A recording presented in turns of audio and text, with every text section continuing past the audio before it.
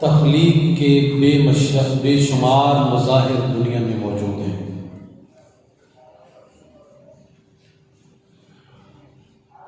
انہی مظاہر میں سے ایک عظیم مظہر، عظیم نشانی وہ موسموں کا آنا اور جانا ہے۔ یہ اللہ رب العالمین کی قدرت کا عظیم مظہر ہے کہ وہ ایک موسم کو ختم کرتا ہے، پھر دوسرا موسم لے آتا ہے، پھر اس کی مرضی کے ساتھ پھر موسم تبدیل ہوتا ہے۔ یہ شروع سے لے کر آج تک نظام جاری و ساری ہے، اور اللہ رب العالمین اس نظام کو جاری و ساری رکھے گا۔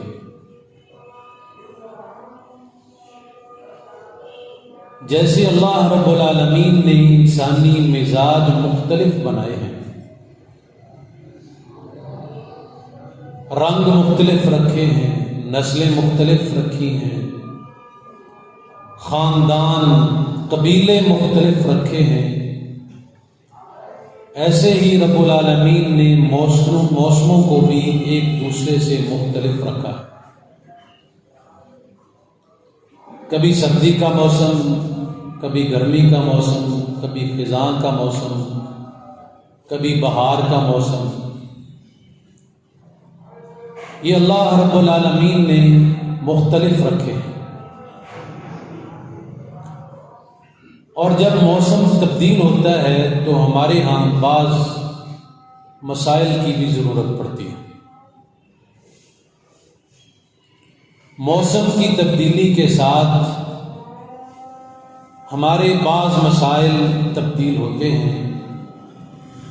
اسی مناسبت سے آج کے خطبہ جمعہ میں آپ کے سامنے چند گزارشات رکھنا چاہتا ہوں، کیونکہ ہم موسم گرما کی طویل مدت کے گزرنے کے بعد دوبارہ موسم سرما میں اب جا رہے ہیں، تو اللہ رب العالمین کی یہ عظیم قدرت، عظیم نشانی جس سے ہم فائدے اٹھاتے ہیں، اس موسم کے مسائل اور احکام ان کا بھی ہمیں علم ہونا چاہیے۔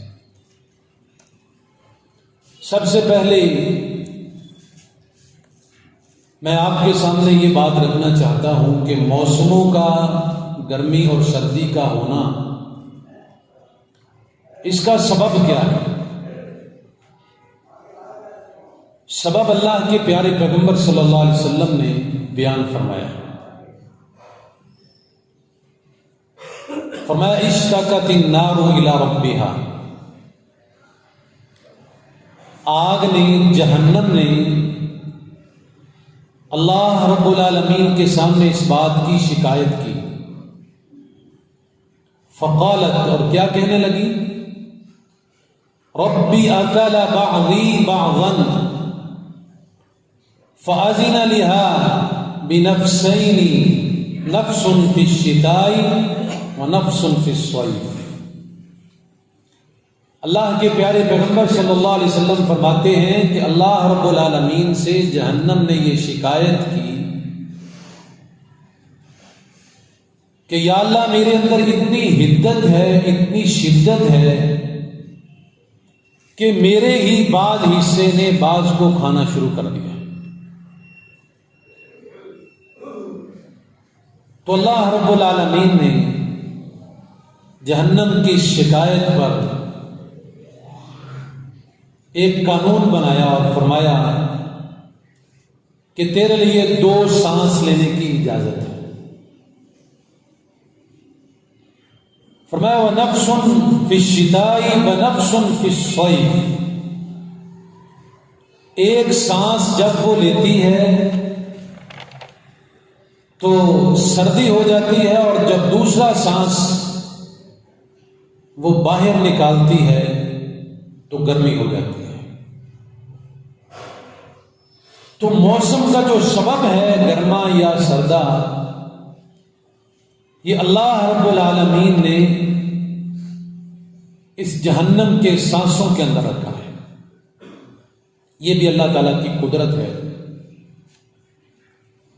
اور اسی طرح جس موسم میں ہم اب داخل ہو رہے ہیں، موسم سرما،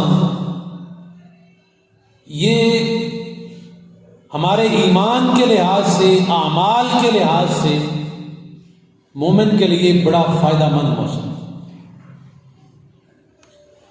موسم سرما مومن کے لیے خصوصی انعام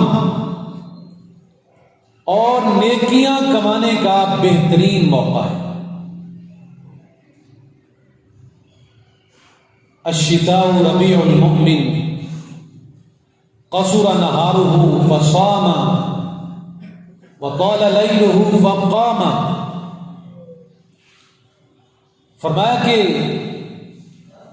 جو شتاء کا موسم ہے، سردی کا موسم ہے، یہ مومن کے لیے بڑا فائدہ مند ہے اس لحاظ سے کہ اس کے دن چھوٹے ہوتے ہیں، آسانی کے ساتھ روزہ رکھا جا سکتا ہے، نفلی روزے کا اہتمام کیا جا سکتا ہے۔ یہ جن کے رمضان میں روزے رہ گئے، وہ اپنی گنتی کو ان دنوں میں آسانی کے ساتھ پورا کر سکتے ہیں۔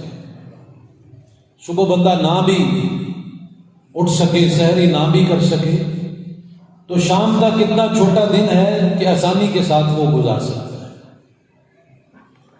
اور فرمایا وَطَالَ لَيْلُهُ فَقَامَ، اور اس کی راتیں لمبی ہیں، اس کی وجہ سے اٹھ کر رات کا قیام کرنا آسان ہو جاتا ہے۔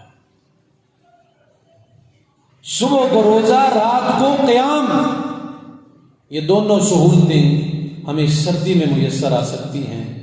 گرمی میں راتیں چھوٹی ہوتی ہیں، جنہوں نے اٹھنا ہوتا ہے وہ تو اٹھتے ہیں، سارا سال ہی اٹھتے ہیں، لیکن جنہوں نے نہیں بھی اٹھنا ہوتا ان کے لیے سردی میں اٹھنا انتہائی زیادہ آسان اور مناسب ہے۔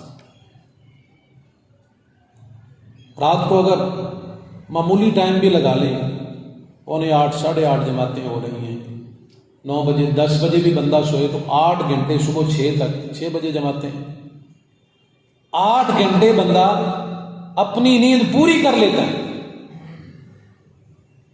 اور اس میں تھوڑا بہت اللہ تعالیٰ کے لیے پہلے اٹھے، نوافل کا اہتمام کرے، قیام کا اہتمام کرے، تہجد کا اہتمام کرے، تو اس کے لیے انتہائی زیادہ آسان ہے، کیونکہ ہم فجر پڑھ کے بھی ہماری عادت ہے، معمول ہے، سوتے ہیں، اس کے بعد بھی ہم نیند پوری کرتے ہیں۔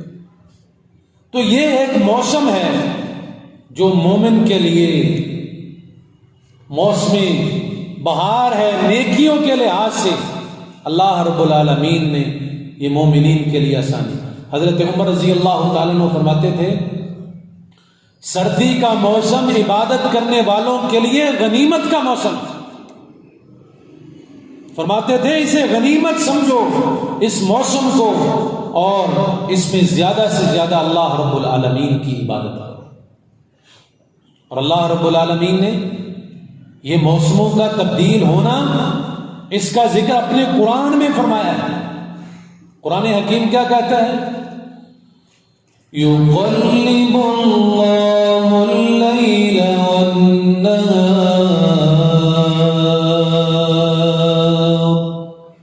إِنَّ فِي ذَلِكَ لَعِبْرَةً لِأُولِي الْأَبْصَارِ۔ اللہ رب العالمین فرماتے ہیں، یقلب اللہ، اللہ تعالیٰ پھیرتا ہے لیل اور نہار کو، دن اور رات کو، موسم کے بدلنے کو اللہ رب العالمین پھیرتا ہے۔ اور اس میں اللہ فرماتے ہیں، ہم نے دیکھنے والوں کے لیے عبرتیں رکھی ہیں، نشانیاں رکھی ہیں کہ اتنی گرمی کے موسم کو سردی میں تبدیل کر دینا یہ کس کا کام ہے؟ اللہ رب العالمین کا کام۔ انتہائی زیادہ سردی کے موسم کو گرمی میں تبدیل کر دینا یہ میرے رب کی صفت ہے، اللہ رب العالمین کا کمال ہے، اس کی قدرت ہے۔ اس کے علاوہ کون ہے جو موسم کو تبدیل کر دے؟ کسی کے اندر یہ طاقت نہیں ہے۔ اور اللہ رب العالمین نے یہ جو سیف اور شتاء ہم لفظ بولتے ہیں عربی میں، یہ اپنے قرآن میں استعمال فرمایا ہے لِإِيلَافِ قُرَيْشٍ إِيلَافِهِمْ رِحْلَةَ الشِّتَاءِ وَالصَّيْفِ فَلْيَعْبُدُوا رَبَّ هَذَا الْبَيْتِ الَّذِي أَطْعَمَهُم مِّن جُوعٍ وَآمَنَهُم من خوف۔ اللہ رب العالمین فرماتے ہیں لِإِيلَافِ قُرَيْشٍ، قریش کو مانوس کرنے کے لیے، إِيلَافِهِمْ رِحْلَةَ الشِّتَاءِ وَالصَّيْفِ، سردی اور گرمی میں ان کو مانوس کرنے کے لیے، ان کے لیے آسانیاں پیدا کرنے کے لیے اللہ رب العالمین نے دنیا کو آسانی دینے کے لیے سردی اور گرمی کا موسم رکھا۔ اگر مستقل گرمی ہوتی تب بھی یہ دنیا کا نظام اس طرح نہ چل سکتا، اگر مستقل سردی ہوتی تب بھی یہ دنیا کا نظام اس طرح نہ چل سکتا۔ اللہ رب العالمین نے اس سورج کی تپش میں کئی فصلوں کو ہمارے لیے تیار کرنا ہوتا ہے، اور سردی کی سخت سردی میں اللہ رب العالمین نے کئی قسم کے انتظامات اور بندوبست ہمارے لیے کرنے ہوتے ہیں۔ اس میں فائدہ سراسر ہمارا ہے۔ اللہ رب العالمین فرماتے ہیں فَلْيَعْبُدُوا رَبَّ هَذَا الْبَيْتِ، یہ اس لیے ہے موسم سردی گرمی، اس لیے فَلْيَعْبُدُوا رَبَّ هَذَا الْبَيْتِ، تاکہ تم اس رب کی عبادت کرو جس کا یہ گھر ہے، یعنی اللہ رب العالمین کا گھر بیت اللہ، اس کے حقیقی رب کی عبادت کرو۔ الذی اطعمہم من جوع، جس نے تمہیں بھوک میں کھانا دیا، تم بھوکے تھے، کھانے کے لیے کچھ نہیں تھا، اللہ نے تمہیں کھانے کا بندوبست کیا، تمہارے لیے کھانے کی چیزیں تمہارے لیے اللہ رب العالمین نے اس علاقے میں پیدا فرمائی، اور فرمایا وآمنہم من خوف، اور تمہارے ہر طرف خوف ہی خوف تھا۔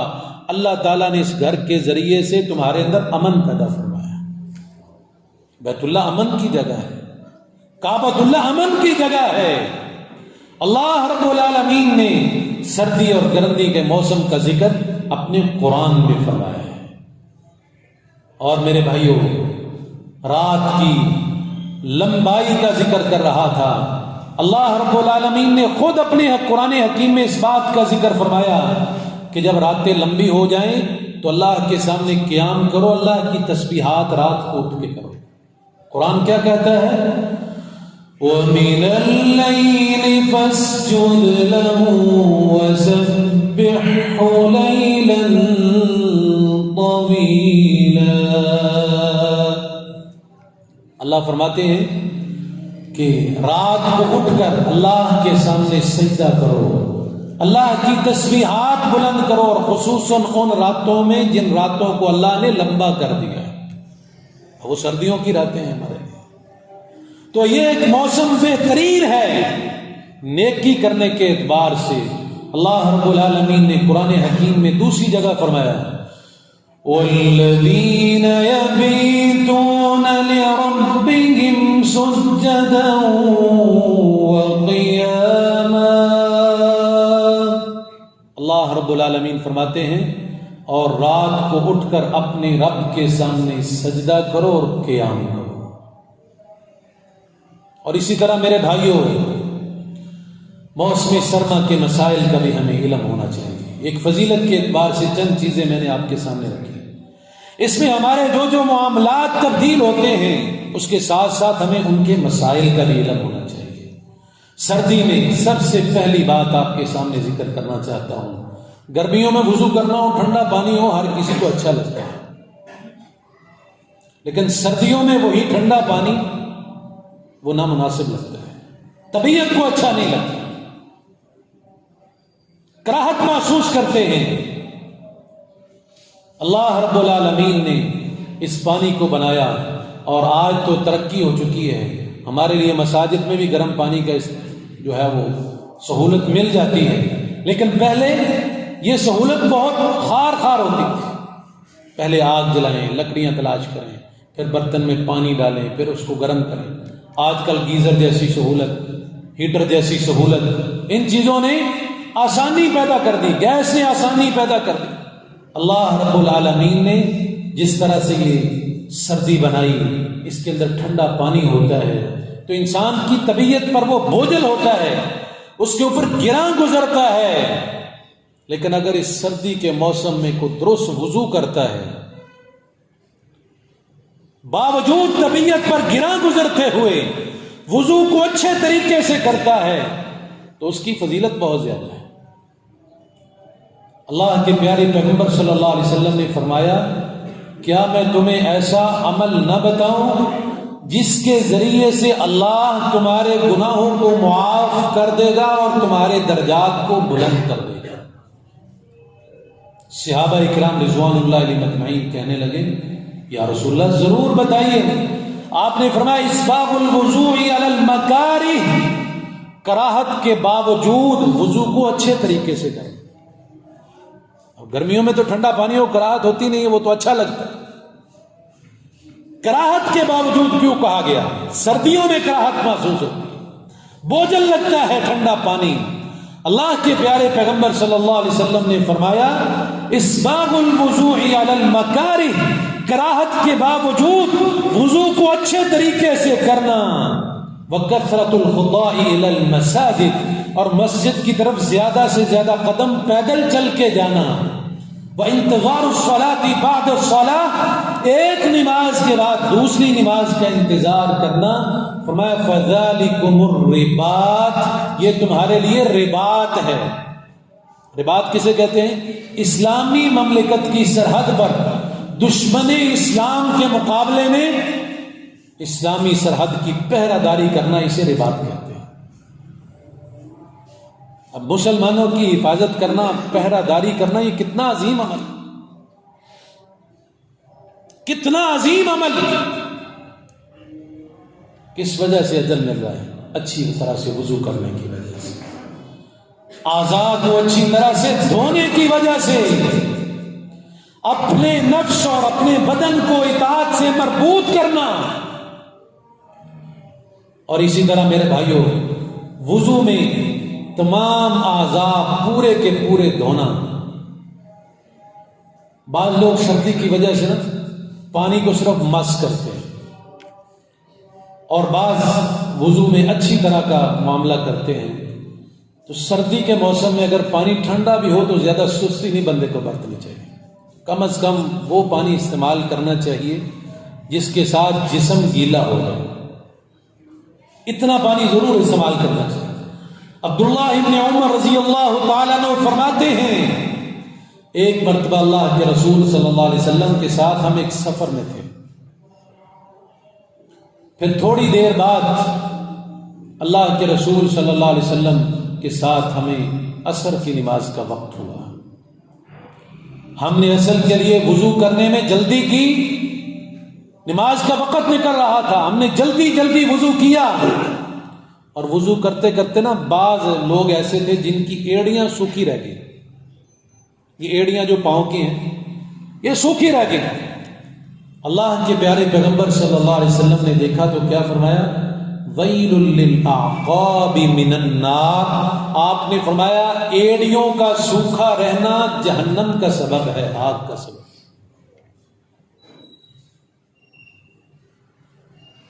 بازو دھوتے ہوئے اچھی طرح سے کونی تک اس کو دھوئیں، کونی سمیت دھوئیں۔ چہرہ دھوتے ہوئے اپنی داڑھی کا خلال کریں، پاؤں دھوتے ہوئے اچھی طرح سے اطمینان کے ساتھ ٹخنوں سمیت اس کو دھوئیں۔ یہ اعضاء جب ہم پورے دھوئیں گے تو پھر ہم اللہ رب العالمین کی اس دی ہوئی جو آفر ہے کہ اللہ رب العالمین گناہ بھی معاف کر دیتا ہے، درجات بھی بلند کرتا ہے، اس عظیم آفر کے اندر ہم شامل ہو سکتے ہیں اور اس اتنے بڑے اجر کے ہم مستحق ہو سکتے ہیں۔ فرمایا ویل للأعقاب من النار، ایڑیوں کے لیے آگ کا عذاب ہے. تو کسی بھی عضو کو سوکھا نہیں چھوڑنا، کوشش کرنی ہے پورے کا پورا عضو دھویا جائے. اور وضو والے اعضاء اگر آپ محسوس کرتے ہیں ٹھنڈا پانی ہے 3 دفعہ دھونا مشکل ہے تو 1 دفعہ دھو لیں. 1 دفعہ دھونے سے بھی وضو مکمل ہے. اگر کوئی شخص سردی کی وجہ سے اعضائے وضو کو 3 بار دھونے میں کراہت محسوس کرتا ہے تو 1 دفعہ دھو لے، 1 مرتبہ دھونا بھی اس کے لیے کافی ہو جائے گا. عبداللہ ابن عباس رضی اللہ تعالیٰ عنہ فرماتے ہیں توضأ النبی صلی اللہ علیہ وسلم مرۃ، میں نے اللہ کے رسول صلی اللہ علیہ وسلم کو دیکھا آپ نے تمام اعضائے وضو کو 1 مرتبہ دھویا. اس میں کوئی شک نہیں کہ 3 دفعہ دھونا زیادہ سنت کے قریب ہے. سنت 3 دفعہ دھونا ہے. آپ نے اکثر 3 دفعہ دھویا ہے، لیکن کبھی کبھار آپ نے یہ بھی عمل کیا 1 دفعہ بھی دھویا، 2 دفعہ بھی دھویا، 3 دفعہ بھی دھویا اعضائے وضو. 1 دفعہ دھونا بھی درست ہے، تسلی نہ ہو سردی بھی ہے 2 دفعہ دھونا بھی درست ہے، اور 3 دفعہ دھوئیں تو سونے پر سو گئے، اس کے لیے نور علی نور. عبداللہ ابن عباس رضی اللہ تعالیٰ عنہ کی روایت سے یہ ثابت ہوتا ہے کہ اگر کوئی شخص 1 دفعہ بھی اپنے اعضائے وضو کو دھوتا ہے تو اس کا وضو بھی کافی اور درست ہے. اور اسی طرح وضو کرنے کے بعد طبیعت محسوس کرتی ہے کہ تولیہ استعمال کیا جائے، کوئی کپڑا استعمال کیا جائے. بازو دھوئے ہیں، اب ان کو ویسے ہی نیچے کریں گے تو بازو کپڑے کو پانی لگے گا، مزید ٹھنڈک محسوس ہوگی. اگر انسان تولیہ استعمال کرنا چاہتا ہے تو شریعت اس کی بھی اجازت دیتی ہے. بعض لوگ کہتے ہیں نہیں وضو کے بعد تولیہ نہیں استعمال کرنا. تولیہ استعمال کرنا خود اللہ کے پیارے پیغمبر صلی اللہ علیہ وسلم کی سنت ہے. پیارے پیغمبر صلی اللہ علیہ وسلم کا ایک کپڑا جو تولیے کی طرح کا تھا، رومال کی طرح تھا، جس سے نبی صلی اللہ علیہ وسلم اپنے اعضائے وضو کو پونجا کرتے تھے، صاف کیا کرتے تھے. تو اس سے یہ ثابت ہوتا ہے اگر کوئی سردی کے موسم میں تولیہ استعمال کرتا ہے اور گرمی کے موسم میں بھی کر لیتا ہے تو اس کے لیے کوئی حرج والی بات نہیں ہے. اسلام نے سہولت دی ہے تو اسے استعمال کرنا چاہیے. اور اسی طرح بعض بندے ہوتے ہیں جنہوں نے پگڑی باندھی ہوتی ہے اور جو اسکول کالجز میں جاتے ہیں وہ جرابوں کا استعمال کرتے ہیں، یا بعض لوگ ویسے بھی دکان پر بھی جاتے ہیں جرابیں استعمال کرتے ہیں، اپنے کام پر جاتے ہیں جرابیں استعمال کرتے ہیں. اگر آپ نے پگڑی پہنی ہے اور محسوس کرتے ہیں کہ میں اس کو اتاروں گا، بعض کپڑے بڑے گرم ہوتے ہیں، انسان کی طبیعت ایسی ہوتی ہے، موسم انتہائی زیادہ ٹھنڈا ہوتا ہے، وہ اس کو اتارنا اس کے لیے سردی کا سبب بن سکتا ہے، سر کو سردی لگنے کا خطرہ ہو سکتا ہے. تو اگر وہ اسی طرح سے پگڑی کے اوپر سے ہی مسح کر لیتا ہے تو اس کے لیے ایسا کرنا بھی درست ہے، ایسا کرنا بھی درست ہے. اللہ کے پیارے پیغمبر صلی اللہ علیہ وسلم نے اس کی اجازت فرمائی ہے. اور انسان جب جرابیں پہنتا ہے، موزے پہنتا ہے، اس کے اوپر سے بھی مسح کرنے کی اللہ کے پیارے پیغمبر صلی اللہ علیہ وسلم سے اجازت موجود ہے. سیدنا ثوبان رضی اللہ تعالیٰ عنہ کہتے ہیں اللہ کے رسول صلی اللہ علیہ وسلم نے ایک جنگی دستہ بھیجا اور انہیں سردی لگ گئی. پھر جب وہ نبی صلی اللہ علیہ وسلم کے پاس آئے تو آپ نے انہیں پگڑیوں کے اوپر اور جرابوں کے اوپر مسح کرنے کا حکم فرمایا. لیکن یہ خیال کرنا ہے جب آپ نے مسح کیا ہے پگڑی کے اوپر، جیسے ہی آپ پگڑی کو اتاریں گے آپ کا وضو ختم ہو جائے گا. وہ حدث، وہ جو چیز مسح والی تھی وہ پگڑی کے اوپر اٹھی ہوئی تھی، لیکن جیسے آپ پگڑی نے اٹھا لیا وہ حدث دوبارہ آپ کے سر پر آ پہنچا. اگر پگڑی اتر جائے آپ کا وضو بھی ختم ہے. یہ خیال کرنا ہے. اگر پگڑی کے اوپر سے مسح کیا ہے تو وہ وضو اسی وقت تک ہے جب تک آپ کے سر پر وہ پگڑی موجود ہے. جب آپ اس کو اتار لیں گے وہ وضو آپ کا ختم ہو جائے. یہی مسئلہ جرابوں کے ساتھ ہے, موزوں کے ساتھ ہے. اگر آپ نے جرابیں پہنی ہیں اور وضو کر کے پہنی ہے, اس کے لیے شرط یہ ہے مسے کی. اگر آپ نے بغیر وضو کے جرابیں پہنی ہیں, ویسے نہایا ہے یا پاؤں دھو لیے ہیں, پاؤں دھو کے پاؤں صاف کر کے جرابیں پہن لی ہیں, تو پھر اس کے اوپر مسا نہیں ہو سکتا, وہ کفایت نہیں کرے گا. اس کے لیے شرط یہ ہے کہ آپ وضو کریں, وضو کر کے جرابیں پہنیں, پھر اس کے اوپر آپ 5 نمازوں میں مسا کر سکتے ہیں. مثال کے طور پر آپ نے فجر کی نماز کے وقت پاؤں کو دھویا, اس کے بعد جرابیں پہن لی, تو آپ فجر, ظہر, عصر, مغرب, عشاء, یہ ایک دن کی مکمل نمازیں اس کے اوپر مسح کر کے پڑھ سکتے ہیں. پاؤں دھونے کی, جرابیں اتارنے کی دوبارہ ضرورت نہیں. اگر مسافر ہے اس کے لیے نبی صلی اللہ علیہ وسلم نے 3 دن مقرر فرمائے. مسافر آدمی 3 دن موزوں کے اوپر, جرابوں کے اوپر مسح کر سکتا ہے. اگر مقیم آدمی ہے, اپنے گھر میں ہے, تو اس کے لیے اللہ کے پیارے پیغمبر صلی اللہ علیہ وسلم نے 1 دن اور 1 رات کی مدت بیان فرمائی. لیکن اس کے لیے شرط وہی یاد رکھنی ہے کہ وضو کر کے اگر آپ نے جرابیں پہنی ہیں, پھر اس کے اوپر آپ 1 دن پورا 5 نمازوں میں مسح کر سکتے ہیں. لیکن جیسے ہی اگلی نماز کا وقت ہوگا آپ کو جرابیں اتارنی پڑیں. اور اگر آپ نے وضو کیا ہے, پاؤں دھو لیے, پھر جرابیں پہن لی, اگلی نماز کا وقت آیا تو آپ نے وضو کر لیا, پاؤں کے اوپر مسح کر لیا, پھر اس کے بعد کوئی عارضہ لاحق ہو گیا,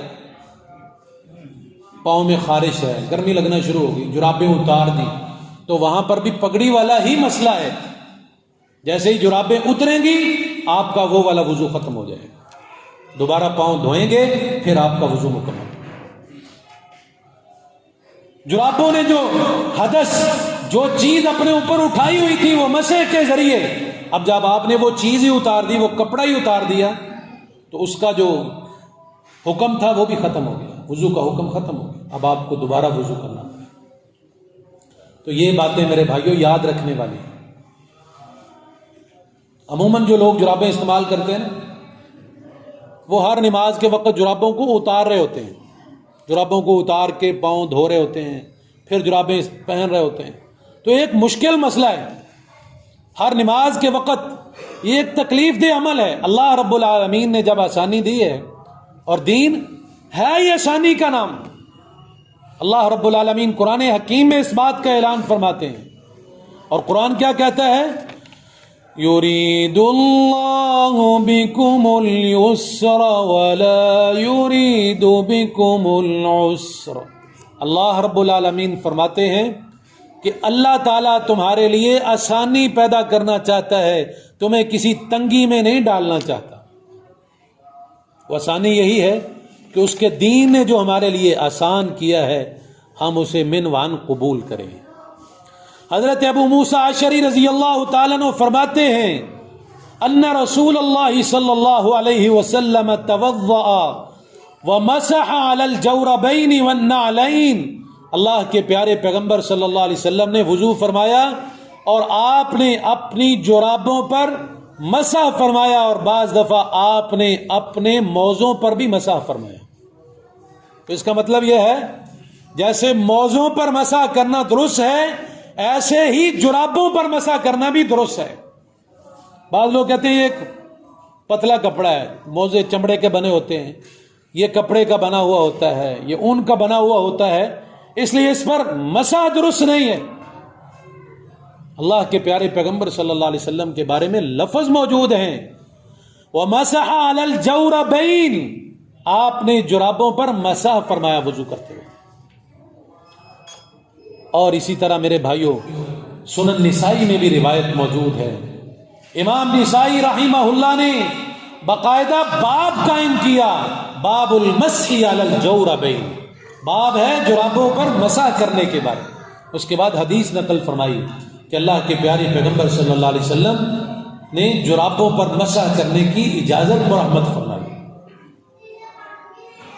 اور اسی طرح میرے بھائیوں، موسم سرما میں ٹھنڈک سے بچنے کے لیے ہم گرم چادریں استعمال کرتے ہیں، شال استعمال کرتے ہیں. اس میں یہ خیال کرنا ہے کہ جب نماز کے لیے آنا ہے اپنے منہ کو مکمل ڈھانپنا نہیں ہے. جیسے ہم سردی سے بچنے کے لیے ناک کے اوپر عموماً کپڑا کرتے ہیں، مفلر استعمال کرتے ہیں، گرم کپڑا استعمال کرتے ہیں یا شال استعمال کرتے ہیں، کوئی بھی ایسی چیز استعمال کرتے ہیں. سردی سے بچیں، لیکن اللہ کے پیارے پیغمبر صلی اللہ علیہ وسلم نے ان چیزوں سے منع فرمایا. نہا رسول اللہ صلی اللہ علیہ وسلم ان یعطی الرجل فاہ فی الصلاۃ. اللہ کے پیارے پیغمبر صلی اللہ علیہ وسلم نے کپڑے کے ساتھ منہ کو ڈھکنے میں نماز کے دوران منع فرمایا. یعنی نماز کے دوران یہ عمل نہیں کرنا، منہ کھلا ہونا چاہیے، کپڑا آپ نیچے تک رکھیں، منہ انسان کا کھلا ہونا چاہیے. اور اس کی ایک اور بھی وجہ ہے، حدیث میں آتا ہے کہ جب انسان اپنی زبان سے کوئی دعا کرتا ہے نماز کے دوران، سورہ فاتحہ پڑھتا ہے، تو اللہ تعالیٰ کے ساتھ ہم کلام ہوتا ہے. اور جیسے ہی وہ قرآن کی قرات کرتا ہے، اللہ کا نورانی فرشتہ جس کی اللہ نے ڈیوٹی لگائی ہے، اس کے لبوں کے اوپر اپنے لب رکھ دیتا ہے، اس کے لبوں کے اوپر اپنے لب رکھتا ہے.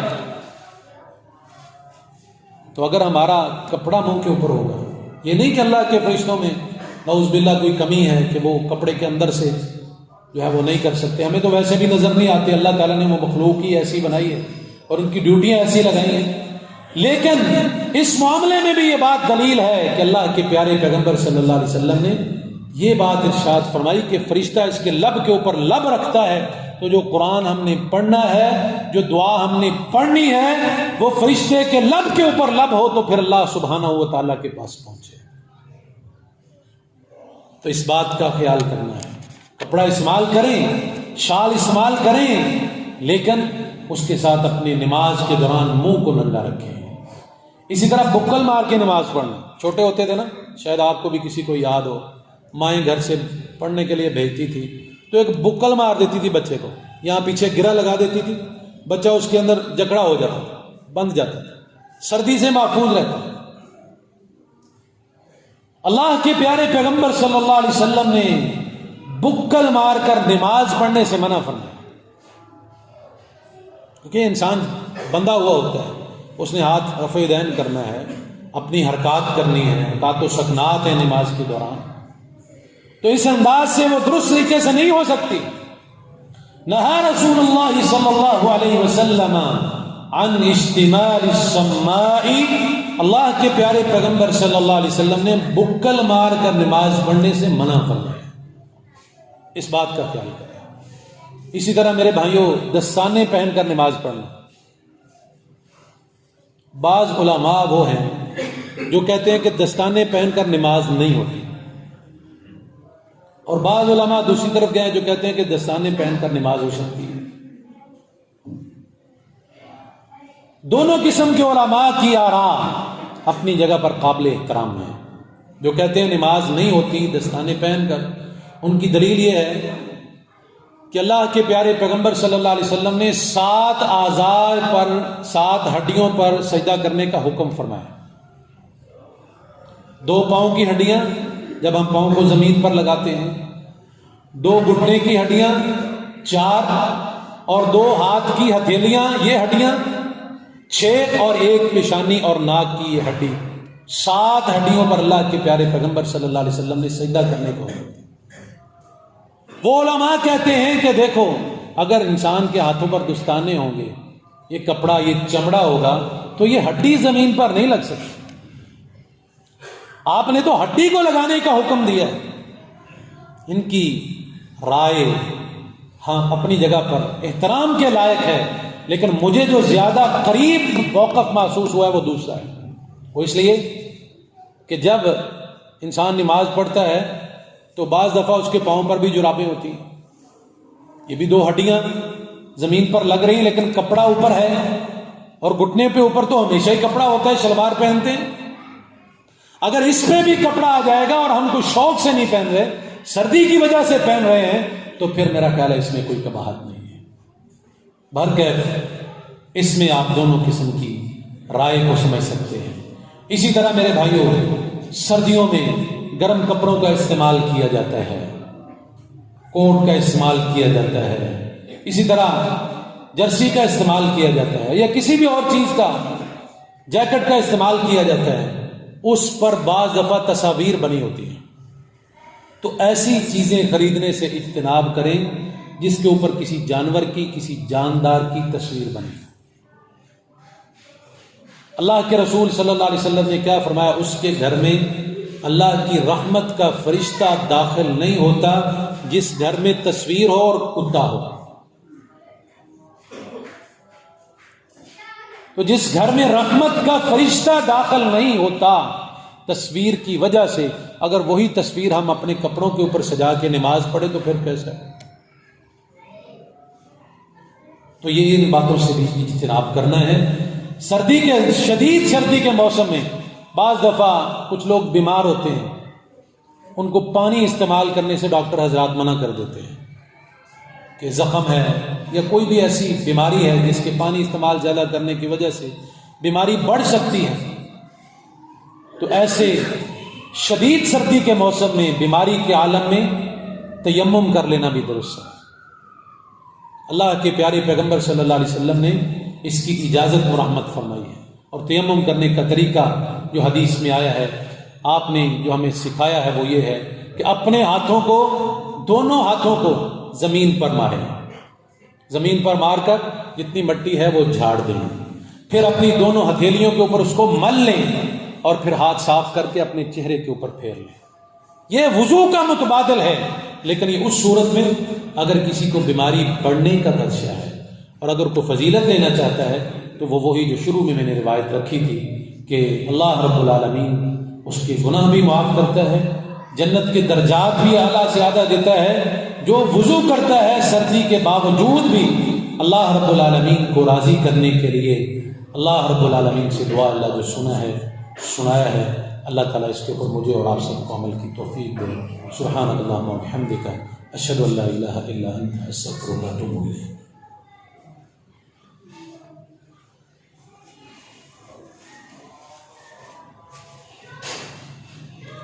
ان الحمد للہ